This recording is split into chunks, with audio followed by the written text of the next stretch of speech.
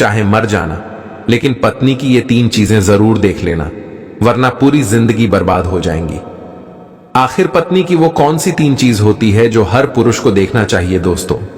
जो पुरुष अपने पत्नी के इन 3 चीजों को देखता है, वह अपने जीवन में कभी भी दुखी, गरीबी और लड़ाई झगड़े नहीं आता है, और उसके घर में सदैव मां लक्ष्मी का वास रहता है, और मां लक्ष्मी की कृपा दृष्टि उनके ऊपर सदैव बनी रहती है। दोस्तों, अगर आप श्री कृष्ण का भक्त हैं तो इस पवित्र कथा का वीडियो अनादर न करें, पूरा जरूर देखें। आधा अधूरा छोड़कर जाने से पाप भी लग सकता है। और लाइक करके कमेंट में जय मां लक्ष्मी अवश्य लिखें।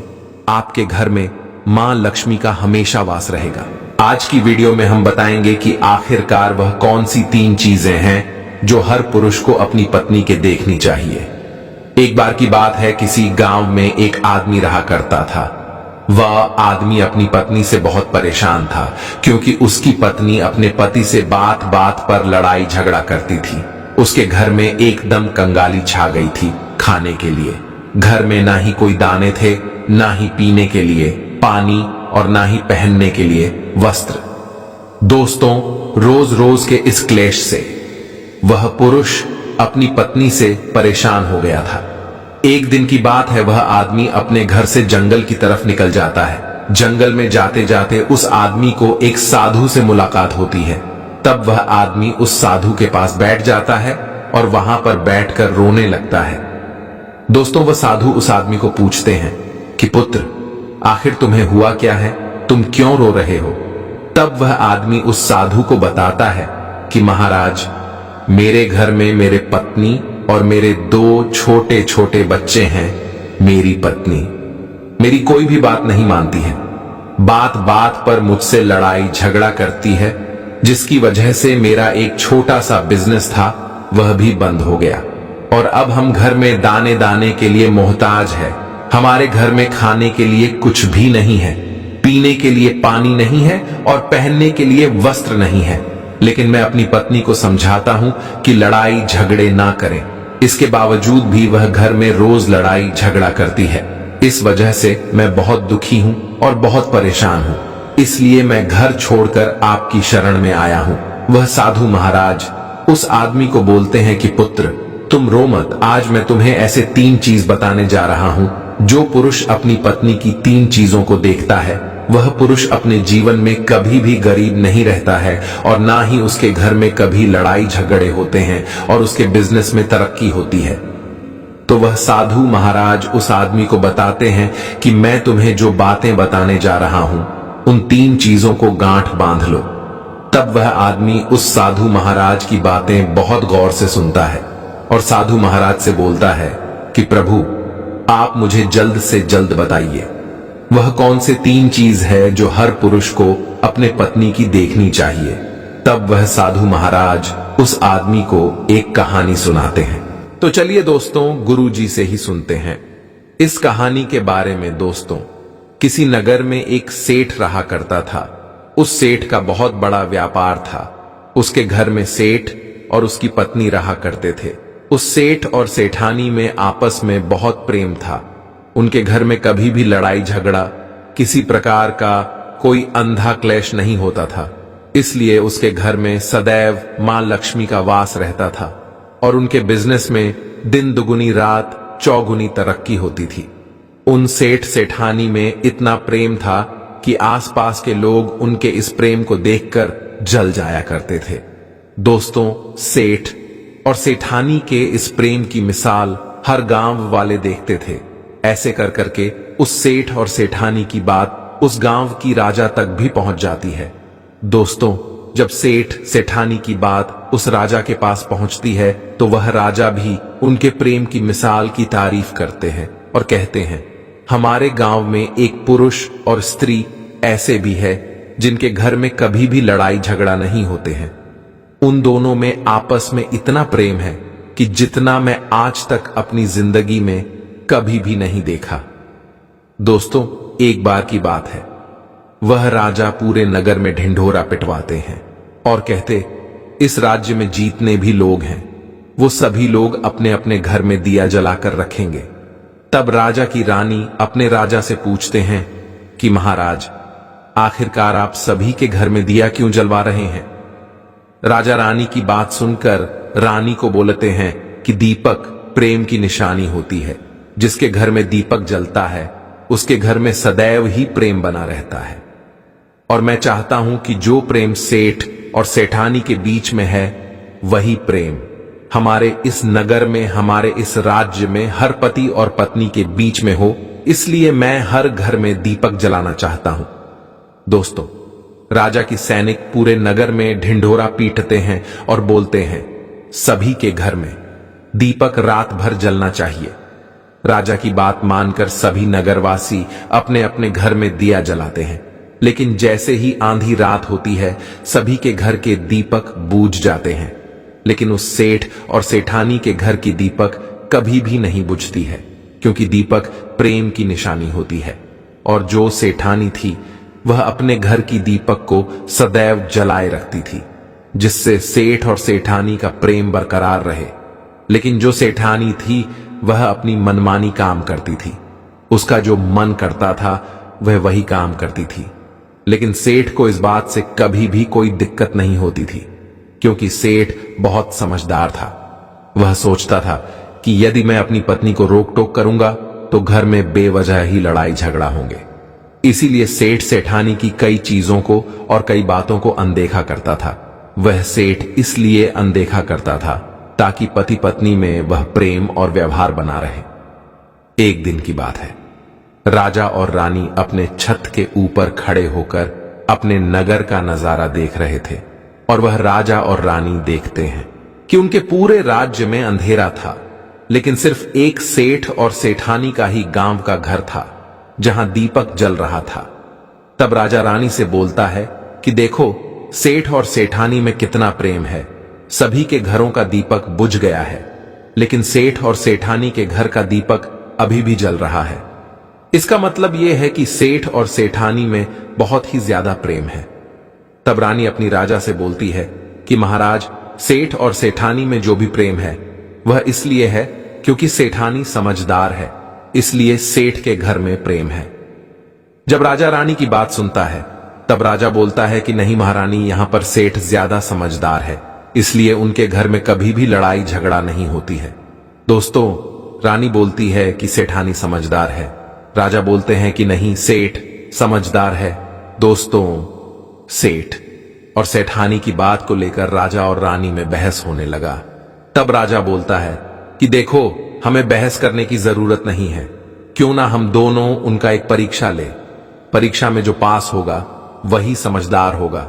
राजा और रानी अपने बात से सहमत हो गए और उन दोनों की परीक्षा के लिए तैयार हो जाती है। दोस्तों, तब राजा अपने महल में जाता है और अपनी दासी को बुलाता है और वह अपने दासी से बोलता है, उस सेठ के पास जाओ और जो जो प्रश्न मैं तुमसे बोल रहा हूं वह तुम सेठ को बोलना। वह दासी बोलती है, ठीक है महाराज। फिर वह दासी राजा की बात सुनकर सेठ के पास जाती है। उसी समय ही सेठ की पत्नी बाजार गई थी कुछ सामान लेने के लिए। दोस्तों, तो वह राजा की दासी सेठ से बोलती है कि सेठ जी, मैं राजमहल से आई हूं, राजा साहब ने मुझे भेजा है। दोस्तों, वह सेठ उस दासी को बोलता है कि बताइए, मैं आपकी क्या सेवा कर सकता हूं। आप बैठिए, मैं आपके लिए पानी लेकर आता हूं। तब वह दासी सेठ से बोलती है, नहीं सेठ जी, मैं राजा की दासी हूं, बस आपके पास राजा के समाचार लेकर आई हूं। दोस्तों, तब वह सेठ बोलता है कि ठीक है दासी, आप मुझे बताइए राजा साहब ने क्या समाचार भेजा है मेरे लिए। तो दोस्तों, वो दासी सेठ से बोलते हैं कि सेठ जी, राजा साहब ने मुझे ये बोले हैं, यदि तुम अपनी पत्नी को छोड़ देते हो तो वह तुम्हें खूब सारे हीरे और जवाहर देंगे, तुम्हें राजमहल में एक अच्छे पोस्ट पर नौकरी भी देंगे। लेकिन सेठ राजी नहीं हुए। दूसरी बात, रानी ने राजा से बोला था कि नहीं, सेठ समझदार नहीं है, सेठानी समझदार है। दोस्तों, सेठ और सेठानी की बातों को लेकर राजा और रानी में फिर से कहासुनी होने लगी। तब रानी राजा से बोलती है कि तुमने सेठ की परीक्षा ली है, मैं भी सेठानी की परीक्षा लेना चाहती हूं, तब इससे बात क्लियर हो जाएगा कि सेठ और सेठानी में कौन ज्यादा समझदार है। तो वह राजा रानी को आदेश देता है, तुम भी एक बार सेठानी की परीक्षा ले लो। तब रानी अपने राजमहल से एक दास को उस सेठानी के पास भेज दिया और अपने दास से बोलती है कि जो मैं तुम्हें बोल रही हूं ये सारी चीजें जाकर उस सेठानी को बोलना। तब राजा का दास उस सेठानी के पास जाता है। इधर से सेठ अपने काम के सिलसिले में कहीं बाहर गया हुआ था। घर पर सेठानी ही अकेली थी। दास मौका देखकर उस सेठानी के पास पहुंचता है और सेठानी से बोलता है कि सेठानी जी, मैं राजमहल से आया हूं, मुझे रानी साहिबा ने भेजा है। दोस्तों, तब वह सेठनी बोलती है, ठीक है, बताइए किस लिए तुम्हें रानी साहब मेरे पास भेजा है। तब वह दास सेठानी से बोलता है कि रानी साहिबा ने बोला है कि यदि तुम अपने पति को छोड़ दोगी तो वह बहुत सारे हीरे जवाहरात देंगे, और अगर तुम अपने पति को मार दोगी तो वह तुम्हें अपने राज्य का आधा हिस्सा दे देंगे। दो बात सुनकर सेठानी तैयार हो जाती है और कहती है, ठीक है, यदि रानी साहिबा अपने राज्य की आधा हिस्सा मुझे देंगी तो मैं अपने पति को मार दूंगी। तब उस राजा का दास उस सेठानी से बोलता है कि मुझे कैसे पता चलेगा कि तुमने सेठ जी को मार दिया है। तब सेठानी राजा के दास से बोलती है कि मेरे घर में जो दीपक जल रहा है वह तुम्हें दिख रहा है। तब दास बोला, हां दिख रहा है। तब सेठानी उस राजा के दास से बोलती है कि जब मैं अपने पति को मार दूंगी तो मैं ये दिया बुझा दूंगी, तो तुम्हें पता चल जाएगा कि मैं अपने पति को मार दिया है। अब वह दास सेठानी की बात सुनकर राजमहल को वापस लौट जाता है और राजा और रानी से ये सारी बात बताता है। सेठानी की बात सुनकर रानी बहुत अचंभित हो जाती है और रानी को स्त्री जाति से नफरत होने लगती है। तब वह राजा अपने सारे दास दासियों के साथ सारे सैनिकों को बुलाता है और बोलता है, देखो, मैं यह नहीं चाहता हूं कि राजा और रानी के वजह से किसी निर्दोष की जान जाए। तुम ऐसा करो, उस सेठानी के घर जाओ और उस सेठ को सारी बातें बता दो और उस सेठ को बचा लो। दोस्तों, इधर दास और दासी सेठानी के घर पर जाते हैं और सोचते हैं कि सेठानी तो सेठ को रात में मारेगी और दिया भी बुझाएगी।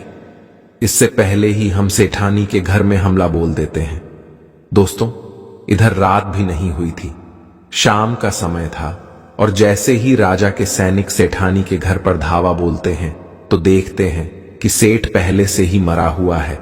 तब राजा और रानी के दास दासी उस सेठानी से बोलते हैं, सेठ जी तो मरा पड़ा है, लेकिन सेठ को तो तुम्हें रात में ही मारने के लिए बोला गया था। तब वह सेठनी उस दास और दासी से बोलती है कि सेठ को तो मुझे मारना ही था, रात में तो मुझे दिया बुझाना था, इसलिए सेठ को तो मैंने दिन में ही जहर देकर मार दिया है। अब मेरा काम है सिर्फ दिया बुझने का। वह सैनिक उल्टे पांव उस सेठ के घर से राजा के दरबार में भागे जाते हैं और राजा को सारी बातें बताते हैं। राजा क्रोध से आग बबूला हो जाता है और उसको स्त्रियों से घृणा होने लगती है और वह अपने सैनिकों को भेजता है कि उस सेठानी को बंदी बनाकर लाए। तब राजा के सैनिक उस सेठानी को बंदी बनाकर राजा के राज दरबार में पेश करते हैं। दोस्तों, तब वह राजा उस सेठानी को कारावास में डलवा देता है और वह राजा समस्त स्त्री जाति से नफरत करने लगता है। वह साधु इस कहानी को गांव के उस आदमी को सुनाता है। तब साधु उस आदमी से बोलता है, अब तुम्हें समझ में आ गया होगा कि स्त्री की वह कौन सी 3 चीजें हैं जो हर कोई पुरुष को देखना चाहिए। वह आदमी साधु से बोलता है कि महाराज, मुझे अभी भी समझ में नहीं आया, स्त्री की वह कौन सी 3 चीजें हैं जो हर पुरुष को देखना चाहिए। दोस्तों, तब वह साधु उस आदमी को बताते हैं कि हर पुरुष को अपने स्त्री के सबसे पहली चीज ये देखनी चाहिए कि वह कहां पर आ जा रही है। दोस्तों, जो पुरुष अपनी स्त्री की यह चीज देखता है कि पत्नी वहां पर आ रही है, वहां पर जा रही है, तो उसके घर में कभी लड़ाई झगड़ा नहीं होते हैं और वह अपनी पत्नी के ऊपर नियंत्रण कर पाता है। दूसरी चीज है, पुरुष को पत्नी के अंदर ये चीज देखनी चाहिए कि उसकी पत्नी के बोलचाल कैसी है, वह अपने पति की इज्जत कर रही है कि नहीं, अपनी पति की बात मान रही या फिर नहीं। जो स्त्री अपने पुरुष की बात नहीं मानती है, अपने पति की इज्जत नहीं करती है, वह अपने पति के साथ कुछ भी कर सकते हैं। जैसे कि उस सेठानी ने उस सेठ के साथ किया था। इसलिए हर पुरुष को अपनी पत्नी की यह चीज देखनी चाहिए। तीसरी चीज, वह साधु उस आदमी को बताता है कि हर पुरुष को पत्नी के चाल चलन जरूर देखना चाहिए। जो पुरुष अपने पत्नी के चाल चलन देखता है और उसके चाल चलन पर उससे ज्यादा प्रेम नहीं करता है, उसको अपने कंट्रोल में करके रखता है, तो उसके घर में लड़ाई झगड़ा कभी भी नहीं होते। दोस्तों, जो स्त्रियां अपने घर पर मनमानी चलाती हैं और पति की बातों को नहीं मानती है, उनके घर में इस तरीके की मुसीबत आती है। ये 3 बातें वह साधु महाराज उस आदमी को बताता है और फिर वह आदमी इन 3 चीजों को गांठ बांध लेता है और साधु को प्रणाम करके अपने घर पर चला जाता है। दोस्तों, मैं उम्मीद करता हूं आपको इस कहानी से बहुत कुछ सीखने को मिला होगा। दोस्तों, सच्ची श्रद्धा से कमेंट में जरूर लिखें राधे राधे और इस वीडियो को लाइक करें, अपने दोस्तों के साथ शेयर करें और हमें राधे राधे जरूर लिखें, क्योंकि आपके कमेंट से वीडियो बनाने का मोटिवेशन मिलता है।